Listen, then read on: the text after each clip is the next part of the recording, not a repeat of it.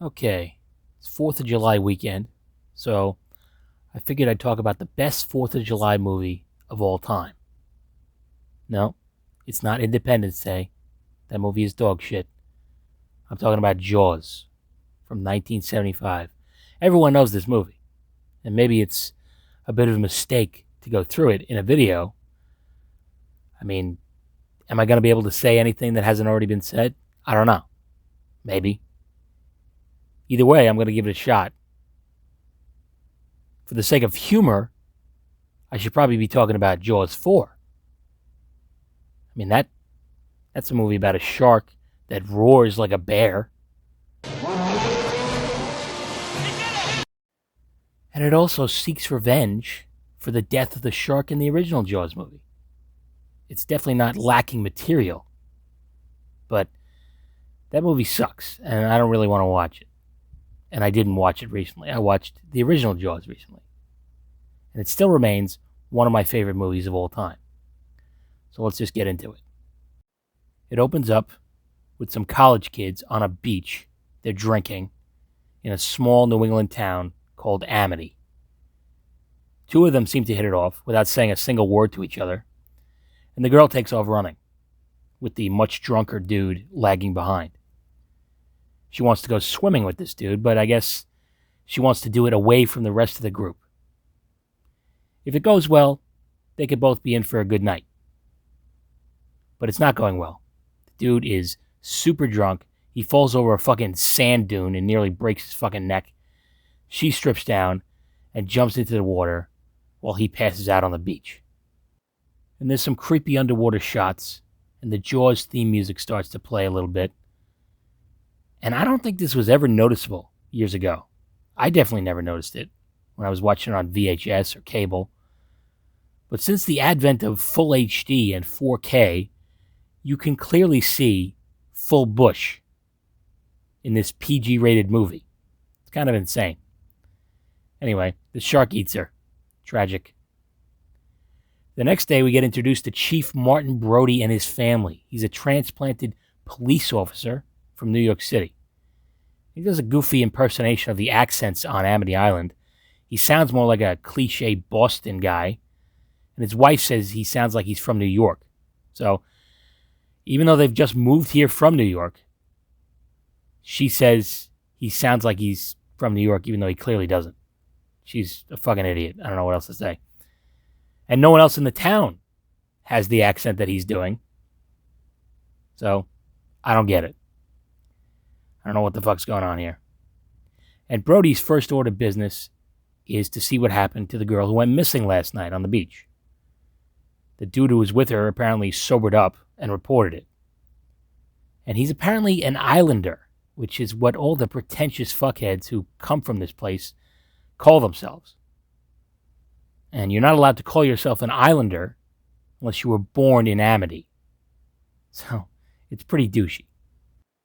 But it's done to highlight the differences between the locals and Chief Brody, who is obviously not an islander. And I love him for that.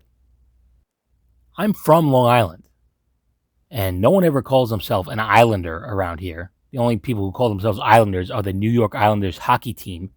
But if anyone else calls himself an islander, they're just a fucking douchebag. I don't know what else to say about it. Anyway, back to Jaws. They find the remains of the missing girl washed up on the beach, and it looks pretty fucking grim. And Brody immediately knows what he has to do.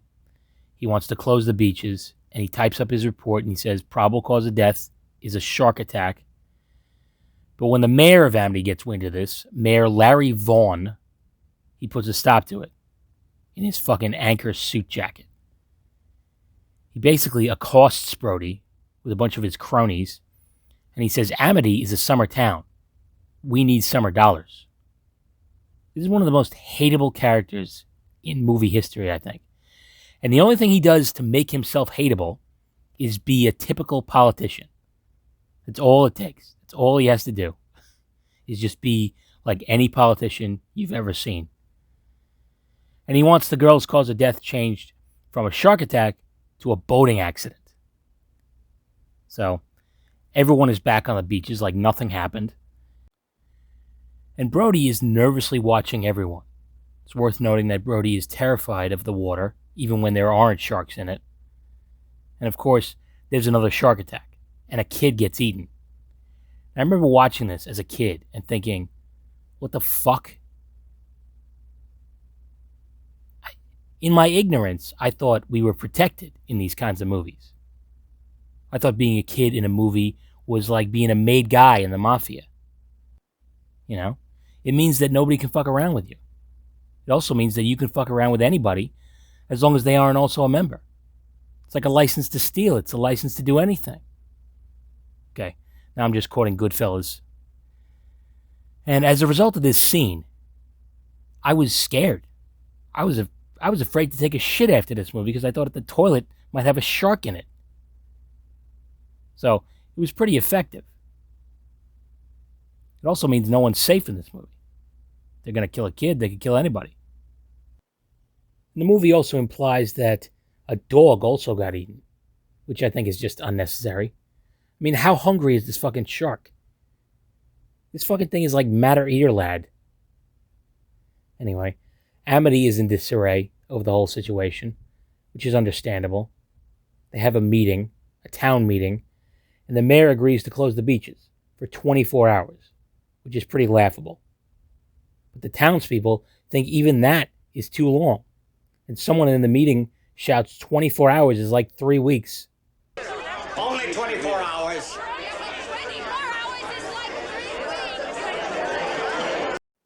What?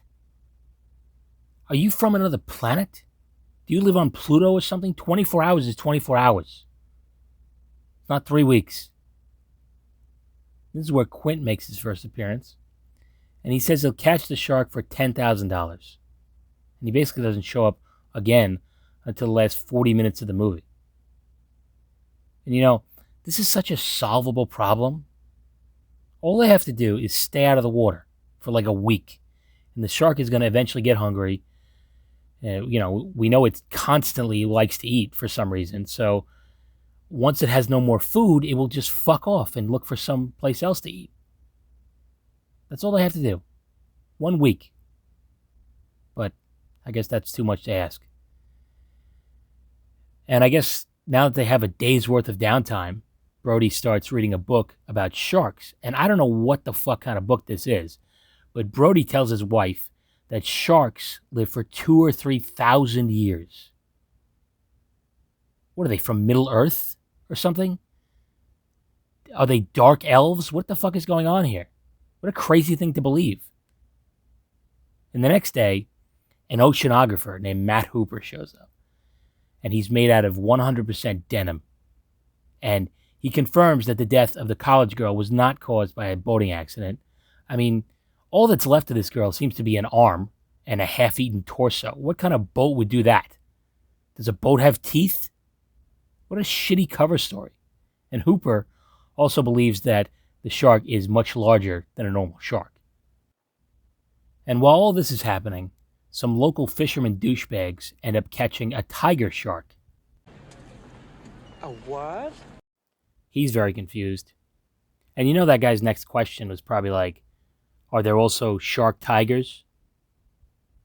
And of course, everyone thinks they've solved the problem, except for Hooper, who sees that the tiger shark just isn't big enough to be the shark in question. I don't know what they did to catch this fucking thing, but it has an arrow sticking out of it. I mean, was an archer involved in the hunt for this fucking thing? Is Robin Hood going around hunting for sharks? What the fuck is going on here? And the mother of the kid who died shows up. She slaps Chief Brody because she found out that the girl was killed the day before, her son, and Brody didn't close the beaches. I mean, she really should have slapped the mayor for that. And he has the audacity to say, I'm sorry, Martin, she's wrong. And of course, Brody says, no, she's not.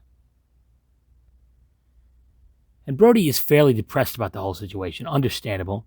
He has a funny scene with his young son who is mimicking his dad. I always like that scene. You know, little scenes like that make the characters feel real. And it reminds me of some of the funny moments I had with my own dad when I was a little kid. And after dinner, Hooper shows up, and he and Brody decide to go cut open the tiger shark to see if there are any human remains in it. And it turns out there isn't. And they decide to go out on Hooper's boat to look for some shark stuff. And this thing is state-of-the-art. It's got radar and shit. Hooper's rich. And they end up stumbling upon a fisherman's boat. They find his dead body. It's real spooky. And you know, for a shark that is supposedly swallowing people whole, we sure keep finding a lot of human remains. I mean, he's constantly eating, but he doesn't like to finish his meals. Doesn't he know that there are starving sharks in Australia? I don't know. And they try to warn the mayor.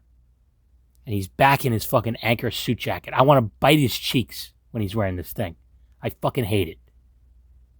And he doesn't want to hear any more about a great white shark or any other shark. He thinks the problem has been solved, and he's more concerned about sick vandalism. Sick vandalism. That is a deliberate mutilation of a public service message. I mean, what an insufferable fuckhead. How could you stand him? And Brody pleads with him. He says we have to close the beaches and hire someone to kill the shark. He says they need shark repellent. The shark repellent bat spray.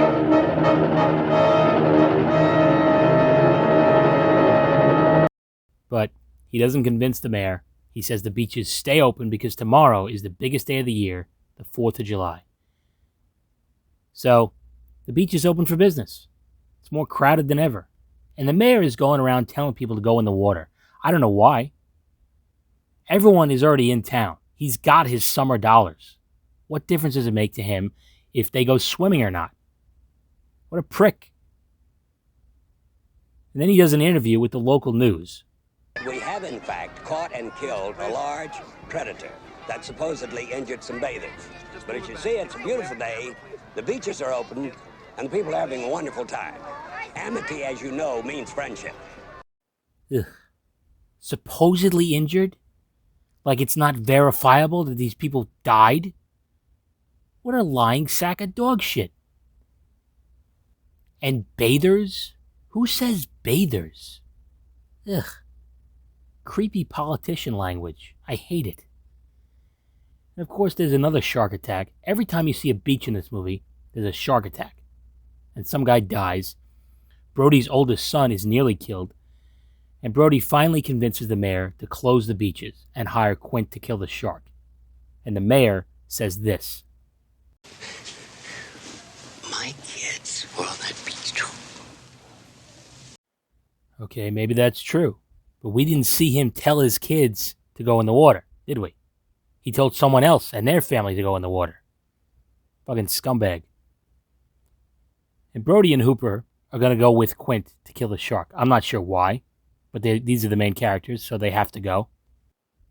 And Quint makes them both a drink of some kind, and he says, "Here's to swimming with bull-legged women." I don't know what the fuck that means, in all honesty. Is it because bull-legged women swim better?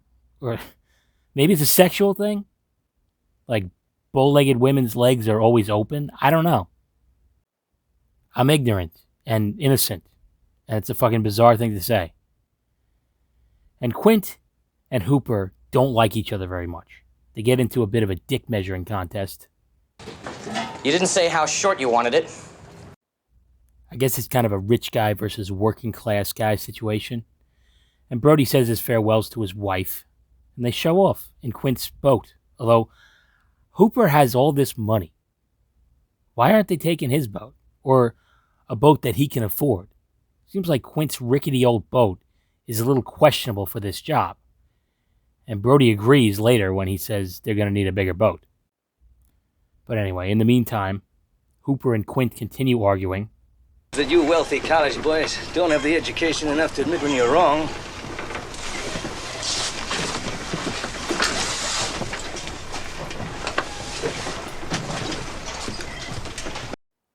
That's pretty fucking gross. Hooper puts his fingers in his mouth while wearing those gloves. The only reason to wear gloves like that is to touch things that you don't want to touch with your bare hands. I guarantee those gloves are way too disgusting to be putting in your mouth. especially for a silly gesture that Quint doesn't even see. He's got his back to him. He does it for nothing. So far, I'm giving the edge to Quint in this argument. And finally, at the hour and 21-minute mark, we get our first real glimpse of the shark. And it's obviously a lot bigger than they thought. And I was wondering if there has ever been a great white shark that is actually this big. Turns out that there have been some that are almost as big, but not quite this big. So this is a freak shark in more ways than one. And they managed to attach a barrel to it with some rope tied to a harpoon to keep it from going too far underwater. But the shark still manages to swim away. So they have some downtime. And they share some drinks, and they start to bond despite their differences. Hooper and Quint compare injuries and drink to their legs. There's a subtle part of the conversation where Brody lifts up his shirt for just a second, as though he might have an old wound to talk about too. Like maybe he was shot in the line of duty or something. But he thinks better of it and doesn't say anything. Little moments like that are part of the reason why I really love this movie. There's always a sense that the characters have seen and done things prior to the movie, but they never have to explicitly state what it was. You just kind of make up your own mind. And this is where Quint tells the famous story about the Indianapolis. It's somewhat accurate. It did happen, and some guys were eaten by sharks, but most of them died from drowning or hypothermia or, dehydration. 800-something guys didn't all get eaten by sharks. That just didn't happen. But it makes for a good story, and it's probably the best scene in the whole movie. But the shark, unfortunately, interrupts all their fun. It attacks the boat, and it gets all fucked up. Quint stupidly breaks the engine by pushing it beyond its limits. And as a last resort, they decide to do it Hooper's way. They're going to put a wetsuit on him and an oxygen tank, and he's going to go into a cage underwater and try to tranquilize the shark. You wouldn't catch me doing that shit. That's for sure. And of course, he fails. The cage gets ripped to shreds, and Hooper manages to hide under some rocks for the rest of the movie. And the boat starts sinking. This is where Quint dies. Most brutal death in the movie, probably. It's a Captain Ahab death for a Captain Ahab character. Tragic. So, Brody's the last one left. The man who was afraid of the water on a sinking ship with a perpetually hungry shark circling him. He manages to throw a tank of compressed air into the mouth of the shark, and it kind of just stays there, like a fucking cigar hanging out of his mouth. And just as the boat is going down, Brody is able to shoot the tank with a rifle, and the shark explodes. I'm not sure where the rifle came from, but I'm not going to question it. And Hooper surfaces finally, and they both swim back to shore. The end. What a great movie. It didn't do a lot for the reputation of sharks, though, and there's a lot of inaccuracies. It's not like a shark attack never happened, but they typically don't like to eat humans. They kind of just take a bite and spit it out and say that was fucking disgusting. What even are you? What are you doing here? Who put this fucking hairless ape in my waters? So, basically the shark from this movie is just any kind of fictional sea monster. It's not really a shark. It's kind of just basically a whale that likes the taste of human flesh. And you barely see it. And I think that's a really good thing, because it mostly looks pretty good, but there are some scenes where it looks kind of fake. But when I think of this movie, I don't really even think of the shark. I think about the characters. Brody, Hooper, and Quint. They're all great. Especially Brody, who has to overcome his fears, and Hooper, who is probably a good 15, 20 years younger than Brody, but kind of treats him like a younger brother. Just because he's got this phobia and he's never been in a situation like this. He's just out of his element. It's just great. It's great stuff. And, the only flaw of the movie is that the mayor never really gets his comeuppance. In fact, he's in the sequel for some reason, still the mayor. I guess he got reelected, which is fucking bizarre. And nothing even happens to him in that movie, I don't think, from what I remember. It's been a while since I've seen it, though. Anyway, I hope this was actually worth listening to. It might be kind of dumb to be talking about a movie that everyone knows so well, but hopefully it was at least kind of entertaining. But, even if it's not, I just wanted to talk a little bit about it, so I did. But anyway, that's enough for now. Happy 4th of July. Don't worry about getting eaten by a shark. They can't get you on the toilet. It's impossible. Just don't strain. That's all you need to worry about on the toilet. That's how Elvis died. So just avoid doing that and you'll be fine. Anyway, until next time, take it easy.